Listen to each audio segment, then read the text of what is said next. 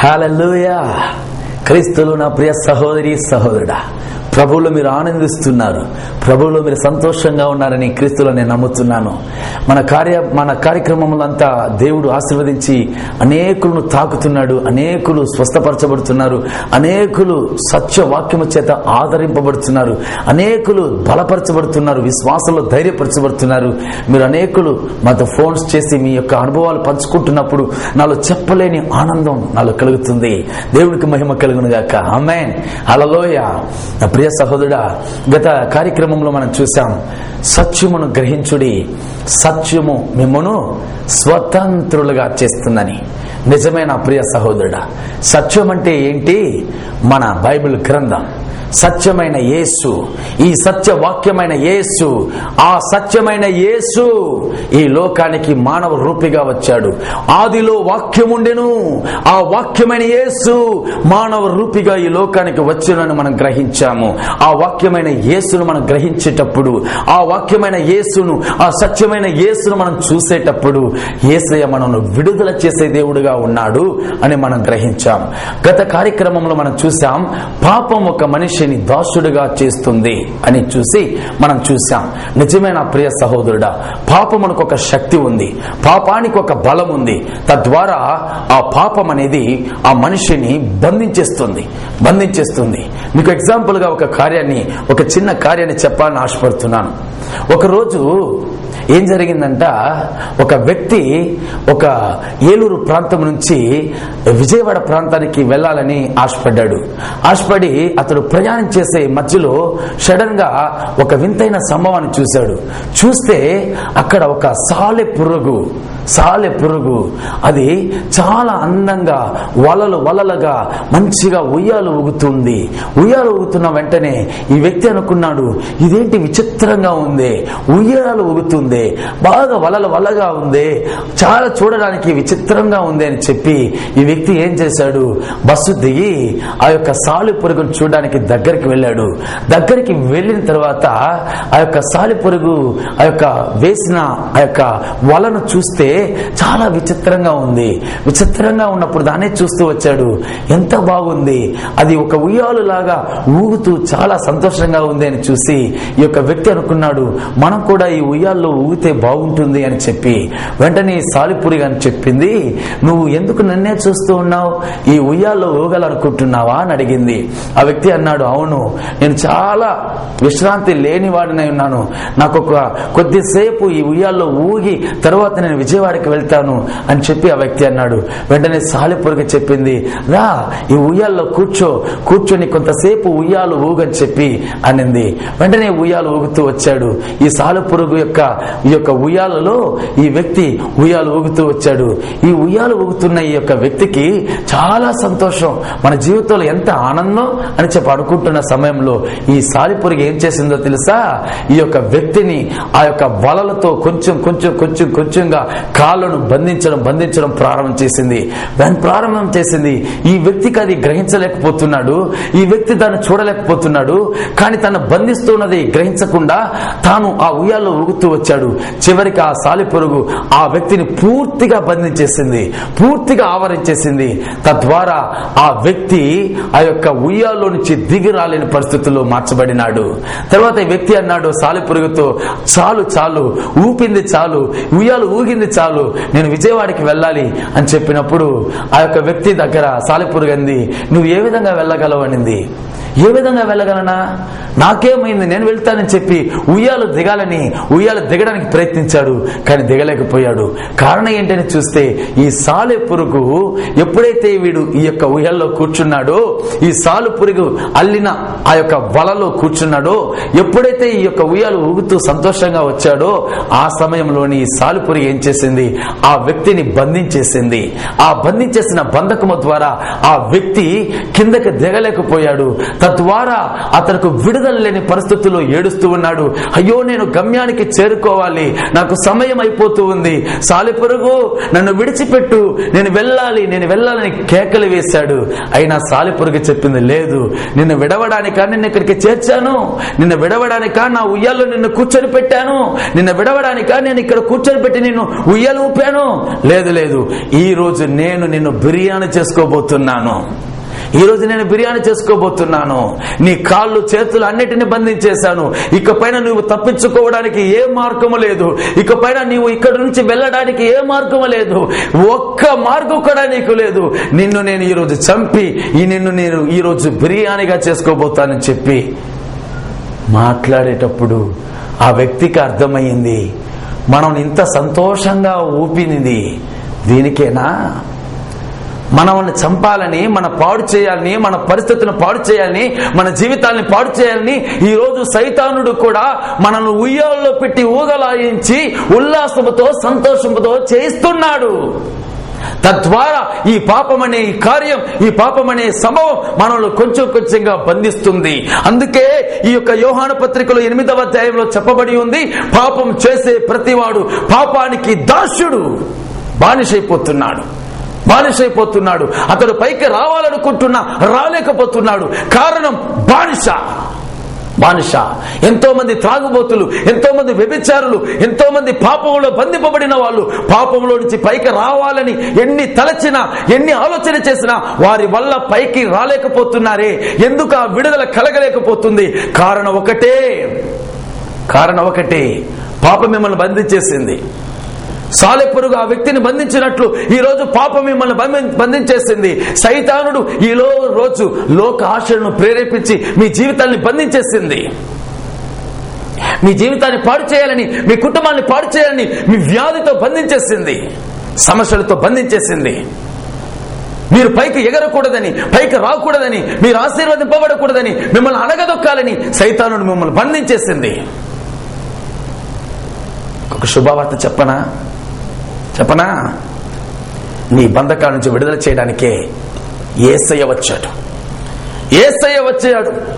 నీ జీవితాన్ని విడుదల చేయడానికి, నీకు స్వతంత్రులుగా చేయడానికి, నీకు విడుదల కలిగింపజేయడానికి నా యేసు లోకానికి వచ్చాడు. నా ప్రియ సహోదరుడా, పాపము నుంచి దేవుడు విడుదల చేయడానికి ఈ లోకానికి వచ్చాడు. రెండవదిగా మనం చూస్తున్నాం, సామెతల గ్రంథంలో రాయబడి ఉంది, అప్పు తీసుకున్నవాడు అప్పు ఇచ్చువాడికి బానిస. అప్పు తీసుకున్నవాడు అప్పు ఇచ్చువానికి బానిస బ్రతుకు. అప్పు తీసుకున్నవాడి దగ్గర బానిస. ప్రియ సహోదరుడా, ఈ కార్యక్రమం ద్వారా నీతో చెప్పాల్సిన మరి ఒక కార్యం, అప్పుల సమస్య అనే బానిసత్వం, అప్పుల సమస్య అనే బంధకం, అప్పుల సమస్య అనే దాస్యం ఈరోజు చాలా మంది జీవితాల్లో బానిస చేసి ఉంది. ఎన్నో కుటుంబాలు చూస్తున్నాను. అప్పుల సమస్య తొలగడం లేదు బ్రదర్. మేము ఎన్నో ప్రయత్నాలు చేస్తున్నాం, అప్పుల సమస్య తొలగడం లేదు బ్రదర్. మా ఫ్లాట్స్ అమ్మి కూడా ఆ డబ్బుతో అప్పులు తీర్చాలనుకుంటున్నాం, అప్పుల సమస్య తొలగడం లేదు బ్రదర్. ఎంత సంపాదించినా, ఎన్ని అమ్మి వాటిని తీర్చాలనుకున్నా అప్పుల సమస్య తీరడం లేదు బ్రదర్. కారణం ఏంటి? అప్పు తీసుకున్నవాడు అప్పు ఇచ్చువానికి బానిస, అప్పు ఇచ్చిన వాడికి బానిస. ఈరోజు ఆ బానిస బ్రతుకుతో చాలా మంది కార్యక్రమాన్ని చూస్తూ ఉన్నారు. నీ జీవితంలో కూడా ఏదో ఒక అప్పుల సమస్యలో బానిసైపోయావు. ఎంతో ప్రయాసిస్తున్నాను, ఎంతో కష్టపడుతున్నాను, ఎంతో సంపాదిస్తున్నాను, ఏ విధంగా అయినా ఈ అప్పుల సమస్యల నుంచి గట్టెక్కాలని ప్రయత్నిస్తున్నాను, ఒక్క మెట్టు కూడా ఎక్కలేకపోతున్నానే. ఎంత ప్రయత్నించినా ఈ అప్పుల సమస్య నుంచి విడుదల నాకు లేదే. వేదనతో ఉన్నావు కదా, నీకు ఒక శుభవార్త చెబుతున్నాను. ఈ రోజు ఈ కార్యక్రమం ద్వారా దేవుడు చెబుతున్న ఒకే ఒక మాట, నీ అప్పుల సమస్య బానిస బ్రతుకు ఇప్పుడు మారబోతుంది. కారణం, సత్యాన్ని గ్రహించండి, యేసును గ్రహించండి. ఆ యేసు మాత్రమే నీ అప్పుల సమస్య నుంచి విడుదల చేయడానికి సమర్థుడు, నీ అప్పుల బానిస బ్రతుకును మార్చడానికి సమర్థుడు. నా ప్రియ సహోదరుడా సహోదరి, ఒకరోజు జరిగిన సంభవం ఏంటో తెలుసా? ప్రవక్తల శిష్యుల్లో వ్యక్తి, భార్య, పిల్లలు, చాలా సంతోషమైన కుటుంబం. ఆ వ్యక్తి పరిచర్య చేస్తూనే కొన్ని అప్పులు చేశాడు. తద్వారా అప్పులు తీర్చలేని పరిస్థితుల్లో ఉన్నప్పుడే ఆ వ్యక్తి ఏదో ఒక కార్యం చేత చనిపోయాడు. ఇప్పుడు ఇతడు చనిపోయాడు, కానీ అప్పు ఇచ్చిన వాడు తన కుటుంబం దగ్గరకు వచ్చి ఆమెతో అప్పు అడుగుతున్నాడు. నీ భర్త నా దగ్గర తీసుకున్న అప్పు నాకు చెల్లించాలి. అయ్యా, భర్త లేడయ్యా, భర్త చనిపోయాడు. ఒక పక్క భర్త చనిపోయాడు, మేమే ఒక అనాథలుగా ఉంటున్నాం. 2 పిల్లల్ని పెట్టుకుని జీవించడమే చాలా కష్టంతో ఉన్నాము. ఇటువంటి పరిస్థితుల్లో ఇప్పటికిప్పుడే అప్పు ఇవ్వాలని అడుగుతున్నారే, మేము ఎక్కడి నుంచి తేగలమని చెప్పి ఏడుస్తుంది. అప్పు ఇచ్చినవాడు చెబుతూ ఉన్నాడు, అప్పు తీసుకున్నవాడు ఎప్పటికీ అప్పు ఇచ్చిన వాడికి దాసుడే, బానిసే. కాబట్టి ఏ మార్గం లేదు, నీవు ఇప్పుడు అప్పు తీర్చాలి. ఇప్పుడు అప్పు తీర్చకపోతే నీకున్న 2 కుమారులు నేను తీసుకువెళ్ళిపోయి నాకు బానిసులుగా చేసుకుంటాను అని అన్నాడు. వెంటనే నా తల్లికి అర్థం కాలేదు, ఏం చేయాలో తోచలేదు. ఒక పక్క భర్త చనిపోయాడు, అప్పు తీర్చడానికి తన దగ్గర స్తోమత లేదు, డబ్బు లేదు. ఉన్న చిన్న కుటుంబం, 2 పిల్లలను పోషించడమే కష్టంగా ఉంది. ఇటువంటి పరిస్థితుల్లో అప్పు ఇచ్చిన వాడు ఖచ్చితంగా అప్పు కావాలి, లేదంటే పిల్లల్ని తీసుకువెళ్ళిపోతానని చెప్పి అంటున్నాడు. ఏం చేయాలో తెలియని పరిస్థితుల్లో వేదనతో ఆ సహోదరి ఏడుస్తూ పరిగెత్తుంది ఎలీషా ప్రవక్త దగ్గరకు. ఎలీషా ప్రవక్త కాళ్ళ దగ్గర పడి ఏడుస్తుంది, అయ్యా, నా భర్త ప్రవక్తల శిష్యుల్లో ఒక వ్యక్తి, పరిచర్య చేసిన వ్యక్తి. ఆ రోజుల్లో కొద్ది కార్యాల వల్ల అప్పు చేశాడు. ఆ అప్పు తీర్చలేని పరిస్థితుల్లోనే అతను చనిపోయాడు. ఈ రోజు అప్పు ఇచ్చిన ఈ వ్యక్తి అప్పు చేసిన మా జీవితాల్లో వెంటాడుతున్నాడు. అప్పు ఇప్పుడు తీర్చాలి, లేదంటే పిల్లల్ని తీసుకువెళ్ళిపోతాను అని అంటున్నాడు. పిల్లలు కూడా అతనికి దాసులైపోయి అతడు తీసుకువెళ్ళిపోయాడంటే నా జీవితం ఏమవ్వాలి? భర్త లేడు, పిల్లలు లేకపోతే నా జీవితం ఏమవ్వాలి? నేనున్నదే ఆ పిల్లల కోసమే బ్రతుకుతున్నానయ్యా. ఇటువంటి భయంకరమైన పరిస్థితుల్లో, అప్పుల సమస్యల్లో బానిసై బ్రతుకుతున్నానయ్యా. నాకు ఒక విడుదల కావాలి. ఆ కాలంలో అప్పు ఇచ్చేవాడు తనకు అప్పు తీర్చలేదంటే తన పిల్లల్ని తీసుకువెళ్ళిపోతాడు. వారిని తనకు దాసులుగా ఉంచి పనివారుగానే పెట్టుకుంటాడు. ఎవరు అడగడానికి అర్హత లేదు, హద్దులు లేదు. నా ప్రియ సహోదరుడా, ఆ తల్లి మనసు వేదన తట్టుకోలేక ఎలీషా ప్రవక్త దగ్గర కన్నీరు విడిచింది. అయ్యా, నా పిల్లలు తీసుకువెళ్ళిపోయారంటే నేను అనాథనైపోతానయ్యా. భర్త కూడా లేదయ్యా. నా కుటుంబ పరిస్థితి మార్చబడాలి. నా అప్పుల సమస్య నుంచి నాకు ఒక విడుదల కావాలి. యేసయ్యా, నాకు ఒక అద్భుతం చేయనని చెప్పి ఒకవేళ ఈ కార్యక్రమం ద్వారా నువ్వు కూడా ప్రార్థన చేస్తున్నావేమో. ఆ తల్లిలాగా ఎలీషా ప్రవక్త దగ్గర ఏడుస్తున్న తల్లి నా అప్పుల సమస్య నుంచి ఒక విడుదల కావాలి అని అంటున్నప్పుడు ఎలీషా ప్రవక్త అడిగిన ఒకే ఒక మాట, నీ దగ్గర ఏముందని అడిగాడు. వెంటనే నా తల్లి అంటుంది, నా దగ్గర ఏముందయ్యా? అప్పుల సమస్య తీర్చలేకనే కదా నేను ఒట్టి చేతులతో వచ్చాను. అప్పుల సమస్య తీర్చలేక కదా నా పిల్లల్ని బానిసలుగా తీసుకుపోవడానికి అప్పులు వాడొచ్చాడు. నా దగ్గర ఏమీ లేదే. కొద్దిగా నూనె మాత్రం ఉంది. అయ్యో, కష్టంతో అనుభవిస్తున్న మా కుటుంబం అయ్యా, వేదనతో ఉన్నామయ్యా అని చెప్పి కన్నీరు విడిచింది. వెంటనే ఎలీషా ప్రవక్త అన్నాడు, కొద్దిగా నూనె ఉందని చెప్పావు కదా, చాలు. నువ్వు వెళ్ళి నీ ఎరుగు పొరుగు వారి దగ్గర ఎవరెవరి దగ్గర ఎన్నెన్ని పాత్రలు తీసుకురావాలో తీసుకునిరా.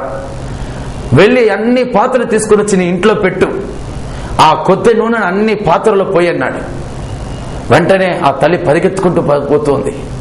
తన పిల్లల్ని పిలిచి, అయ్యా, అప్పులో ఇచ్చిన వాడి దగ్గర అంటుంది, ఇంకా కొద్ది నిమిషాల్లో నేను అప్పు తీర్చేస్తాము, కొద్ది నిమిషాలు నా పిల్లల్ని విడవండి అని చెప్పి పిల్లల్ని తీసుకొని వస్తుంది.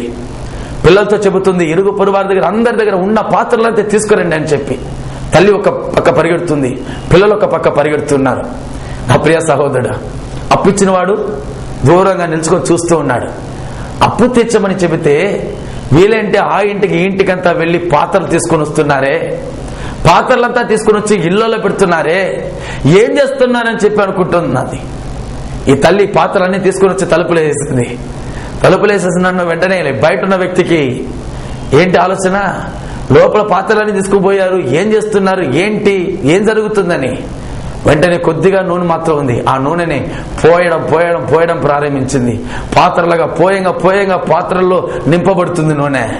ఆ పాత్రలంతా నింపబడింది. ఆ ఇంట్లో ఇరుగు పొరుగు వాళ్ళందరూ ఎక్కడెక్కడ పాత్రలు తెచ్చారో అన్ని పాత్రలు సమకూర్చారు. అన్ని పాత్రల్లో నూనె నింపబడింది. అద్భుతం జరిగింది. హల్లెలూయా, హల్లెలూయా.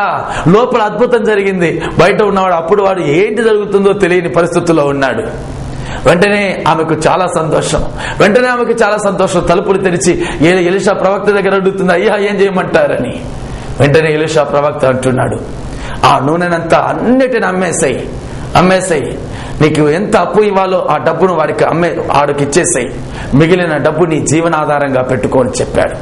నా ప్రియ సహోదరి సహోదరుడా, అప్పుల సమస్యతో బానిస బ్రతుకుతున్న నీ జీవితంలో కూడా ఒక అద్భుతం చేయాలనే ఈ కార్యక్రమం ద్వారా నీతో ప్రభు మాట్లాడుతూ ఉన్నాడు. నీ జీవితంలో కూడా అప్పుల సమస్య భయంకరంగా వేధిస్తూ ఉండొచ్చు. అయ్యా నా జీవితంలో ఒక అద్భుతం జరగదా, అనేక సంవత్సరాలుగా అప్పుల చేత బాధింపబడుతున్నానే, నాకు ఒక అద్భుతం కావాలి ప్రభు అని చెప్పి వేదనతో ఉన్నావు కదా. నీతోని ప్రభు మాట్లాడుతూ ఉన్నాడు. ఈ రోజు ఒక అద్భుతం నిన్ను వెతికి రాబోతుంది. హల్లెలూయా, హల్లెలూయా. ఏ విధంగా ఆ తల్లి ఎలీషా ప్రవక్తను వెతికి వెళ్లి నా దుఃఖాన్ని సంతోషంగా మార్చడానికి ఓ ప్రవక్త అయిన ఎలీషా అయ్యా, ఏ విధంగా ఆయనను నా బానిస బ్రతుకు నుంచి విడుదల చేయండి అని చెప్పి ఏ విధంగా ఎలీషా ప్రవక్తను వెతికి వెళ్ళిందో అదే విధంగా నీవు కూడా యేసయ్యను వెతికి రా. యేసయ్య సన్నిధికి రా. యేసయ్య సన్నిధిలో నువ్వు అడుగు. యేసయ్య నీ కొరతను మారుస్తాడు. యేసయ్య నీ అప్పుల సమస్య తీరుస్తాడు. ఇప్పుడు ఒక అద్భుతం నీకు జరగబోతుంది. ఆమేన్, ఆమేన్. ప్రియ సహోదరుడా, అప్పుల సమస్య చాలా విపరీతమైనది, భయంకరమైనది. ఈరోజు ఏ న్యూస్ పేపర్లో చూడండి, ఏ న్యూస్ ఛానల్స్ లో చూడండి, అప్పుల సమస్య తట్టుకోలేక ఆత్మహత్యలు, కుటుంబంగా ఆత్మహత్యలు, పిల్లలతో సహా ఆత్మహత్యలు. ఎందుకయ్యా ఆత్మహత్యలు చేసుకుంటున్నారు? కారణం ఏంటి? అప్పుల సమస్య. సమీపంలో తిరుమల ప్రాంతంలో జరిగిన ఒక కార్యం పేపర్లో వేశారు. చాలా వేదనకరమైన కార్యం. కుటుంబ సమేతంగా వెళ్లారు. తమకున్న ఒక చంటి బిడ్డతో కూడా తీసుకువెళ్లారు. తిరుమల ప్రాంతములకు వెళ్లి అక్కడ ఒక లాడ్జ్ లో ఉంటూ ఆ యొక్క ప్రాంతంలో విష మందులు తీసుకుని వచ్చి భార్య, భర్త, చంటి బిడ్డ ముగ్గురు మందు తాగి అక్కడే చనిపోయారు. వారు ఒక లెటర్ ఒకటి రాశారు. ఆ లెటర్ లో రాసిన వారి మాట ఏంటో తెలుసా? అప్పుల సమస్య. మేము ఒక పెద్ద కోటీశ్వరులం, ఒక పెద్ద వ్యాపారాన్ని చేస్తూ ఉన్నాము. ఆ వ్యాపారంలో నష్టం, ఆ వ్యాపారంలో ఆర్థికంగా ఇబ్బందులు, అనేక కోట్లు అప్పులు చేయవలసిన పరిస్థితి ఏర్పడింది. తద్వారా ఈ రోజు నా జీవితం, నా కుటుంబం అప్పులకు బానిసైపోయాను. ఈ అప్పుల సమస్య నుంచి ఒక విడుదల దొరకక, అప్పుల్లో నుంచి ఒక విడుదల లేక, ఈ అప్పుల సమస్య నుంచి విడుదలకు పరిష్కారం లేక కుటుంబ సమేతంగా మేము ఆత్మహత్య చేసుకుంటున్నామని చెప్పి ఒక పత్రికను రాసి వారు సంతకాలు పెట్టి అక్కడే విషం తాగి చనిపోయారు. నా ప్రియ సహోదరి సహోదరుడా, ఇది వింటున్నప్పుడు ఎంత వేదనకరంగా ఉంది, ఇది వింటున్నప్పుడు ఎంత బాధ కలిగిస్తూ ఉంది. ఒక కోటీశ్వరుడు కూడా తన బిజినెస్ లో నష్టాలు, ఆర్థిక ఇబ్బందులు తట్టుకోలేక ఆత్మహత్య చేసుకుంటున్నాడు.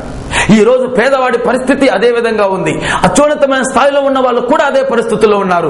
కారణం బానిసత్వం, కారణం అప్పుల సమస్య అనేది ఒక దాస్య, అది ఒక బంధకం, అదొక భయంకరమైన బంధకం. నిన్ను బంధించేస్తుంది, నిన్ను బాధిస్తుంది, ఒక్కొక్క క్షణం నీ జీవితాన్ని పాడు చేస్తుంది. నా ప్రియ సహోదరుడా, ఎటువంటి స్థితులు కదా నువ్వు ఉన్నావు? నీకు ఒక అద్భుతాన్ని చేయడానికి నా యేసయ్య ఈ కార్యక్రమం ద్వారా ప్రభు మాట్లాడుతున్నాడు. ఒకవేళ అప్పుల సమస్య తట్టుకోలేక ఆత్మహత్య చేసుకోవాలని ప్రేరేపింపబడే వాళ్ళు చాలా మంది ఈ కార్యక్రమాన్ని చూస్తూ ఉండవచ్చు. నీకొక వాక్యాన్ని చెప్పబోతున్నాను. ఆత్మహత్య అనేది పిరికితనం. నా ప్రియ సహోదరుడా, నీకు విడుదల కావాలా? ఈ సత్య గ్రంథాన్ని నమ్మి చూడు, నా యేసయ్యను నమ్మి చూడు. నా యేసు మాత్రమే నిన్ను విడుదల చేయడానికి సమర్థుడు. నా యేసయ్య మాత్రమే నీ బానిస బ్రతుకును మార్చడానికి వచ్చిన ఏకైక దేవుడు.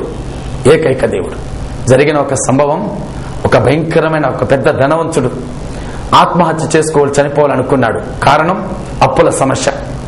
అప్పుల సమస్య చేత అతడు వేదనతో ఇకపైన ఈ అప్పుల సమస్య నుంచి మనం పైకి రాలేమని చెప్పి ఆత్మహత్య చేసుకోవాలని, చనిపోవాలని చెప్పి తన ఇంటికి వెళ్ళాడు, తన గదికి వెళ్ళాడు. ఫ్యాన్ కు ఉరి వేసుకోవడానికి తాడు వేశాడు. బిగించుకొని అక్కడే ఆ యొక్క ఫ్యాన్ దగ్గర, తాడు దగ్గర తలను పెట్టాడు. పెట్టినప్పుడే వెంటనే తన భార్య తలుపులు తెరిచింది. చూస్తే తన భర్త ఆత్మహత్య చేసుకోవడానికి సిద్ధంగా ఉన్నాడు. మరి కొద్ది క్షణాల్లో సావుకు దగ్గరైపోయాడు. మరి కొద్ది క్షణాల్లో ఆ సహోదరి రాకపోతే ఆ సహోదరుడు చనిపోయి ఉండేవాడు. అటువంటి పరిస్థితుల్లో ఆ సహోదరి వచ్చి నిలబడుకొని 2 చేతులు ఇట్లా కట్టుకొని అట్లే చిరునవ్వుతూ నవ్వుతూ వచ్చింది. వెంటనే ఆ ఉరి వేసుకోవడానికి సిద్ధమై ఉన్న ఆ వ్యక్తి, ఎందుకు నన్ను చూసి నవ్వుతున్నావనింది. ఎందుకు నన్ను చూసి నవ్వుతున్నావు? ఏ భార్య అయినా ఆత్మహత్య చేసుకుంటున్న భర్తను చూసి ఏడ్చి ప్రలాపించి రండని చెప్పి కాపాడడానికి ప్రయత్నిస్తుందే కానీ నీవేంటమ్మా చేతులు కట్టుకుని నవ్వుతున్నావని చెప్పింది. వెంటనే ఆ సహోదరి అనింది, పిరికితనంగా కనపడలేదా నీకు ఇది పిరికితనంగా కనపడలేదా? దిగిరా అనింది. దిగి వచ్చాడు. తన భర్తని తీసుకొని దూరంగా తీసుకువెళ్ళి ప్రపంచాన్ని చూపించింది. ఆత్మహత్య చేసుకోవడానికి నీవు ఎందుకు ఉరితాడు వేసుకొని చనిపోవాలనుకున్నావు? ఈ ప్రపంచాన్ని చూడు. ఈ ప్రపంచంలో ఎన్నో రకాలైన చనిపోవడానికి ఎన్నో మార్గాలు ఉన్నాయి. ట్రైన్ కింద పడితే చనిపోవచ్చు, బస్ కింద పడితే చనిపోవచ్చు. ఆత్మహత్య చేసుకోవాలంటే విషం తాగైనా చనిపోవచ్చు. ఆత్మహత్య చేసుకొని చనిపోవడానికి నీవు ఎందుకు ఉరితాన్ని ఎంచుకున్నావు? ఆ వ్యక్తికి ఏం అర్థం కాలేదు, ఏం జరుగుతుందో అర్థం కాలేదు. వెంటనే ఆ సహోదరి చెప్పింది, ఆత్మహత్య చేసుకోవడానికి ఈ ప్రపంచంలో ఎన్ని మార్గాలున్నాయి, అటువంటప్పుడు బ్రతకడానికి ఎన్ని మార్గాలు ఉన్నాయో ఒక్కటైనా ఆలోచన చేశావా అని అడిగింది. హల్లెలూయా. నువ్వు చావడానికే ఇన్ని మార్గాలు ఉన్నప్పుడు నువ్వు బ్రతకడానికి ఎన్ని మార్గాలు లేవు? నీవు చనిపోవడానికే ఇన్ని మార్గాలు ఉన్నప్పుడు నీవు బ్రతకడానికి ఎన్ని మార్గాలు లేవు? పిరికివాడిగా ఆత్మహత్య చేసుకోవాలనుకుంటున్నావే, పిరికివాడిగా ఆలోచన చేస్తున్నావే. బ్రతకడానికి మార్గం ఉంది, నీవు బ్రతకడానికి మార్గం ఉంది. అది నా యేసే. నా సత్య గ్రంథం తేటగా చెప్పబడుతుంది. వాగ్దానం చేసిన నా దేవుడు, ఆకాశాన్ని భూమిని సృష్టించిన నా దేవుడు తేటగా నీతో చెబుతూ ఉన్నాడు, సత్యమైన యేసయ్యను నమ్మి చూడు. ఆ సత్యమైన యేసు నిన్ను విడుదల చేస్తాడు. ఆ సత్య దేవుడైన యేసు నిన్ను విడుదల చేస్తాడు. అప్పుల సమస్యను చూసి పిరికివాడిగా వెళ్తున్నావే, అప్పుల సమస్యను చూసి పిరికివాడిగా ఆత్మహత్యలు చేసుకోవాలనుకుంటున్నావే. సిగ్గులేదు.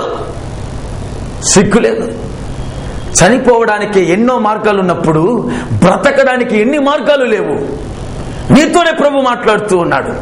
నువ్వు బ్రతకడానికే యేసు ఈ లోకంలో తాను చనిపోయాడు, తెలుసా నీకు? నీ సమస్య నుంచి నీకు ఒక విడుదల కలుగజేయాలనే యేసు క్రీస్తు తన ప్రాణాన్ని పెట్టాడు, తెలుసా నీకు? నీ దరిద్రతను పోగొట్టడానికే యేసయ్య దరిద్రుడిగా ఈ లోకంలో పుట్టాడు, తెలుసా నీకు? వాక్యం తేటగా చెప్పబడుతుంది. నిన్ను ఐశ్వర్యవంతుడుగా చేయడానికి ఆయన ఈ లోకంలో దరిద్రుడిగా పుట్టాడు. నిన్ను నన్ను ఐశ్వర్యవంతులుగా ఉంచాలన్నది దేవుని ఆశ. ఏ అప్పుల సమస్యలతో బాధపడకూడదని మనల్ని విడుదల చేయడానికి వచ్చిన ఏకైక క్రీస్తు. ప్రియ సహోదరుడా, ఈరోజు ప్రభు నీతో మాట్లాడుతున్నాడు. నీ స్థితి ఎటువంటిదైనా, నీ పరిస్థితి ఎటువంటిదైనా వాటన్నిటిని పక్కన పెట్టు. బ్రతకడానికి ఒక మార్గం ఉంది, అది యేసు.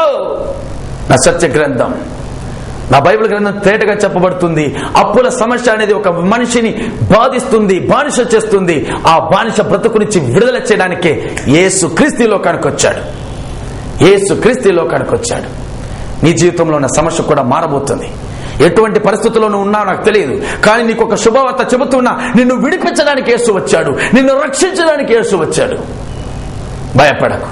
ఆయన ప్రాణం పెట్టిన దేవుడు నిన్ను రక్షించడానికి, నిన్ను విడిపించడానికి. బైబిల్ గ్రంథంలో తేటగా చెప్పబడుతుంది, నీవు అనేకులకు అప్పు ఇచ్చేదవు అని చెప్పాడు. వాగ్దానం నమ్మి చూడు, ఖచ్చితంగా అప్పు ఇచ్చేవాడుగా దేవుడు నేను చేస్తాడు.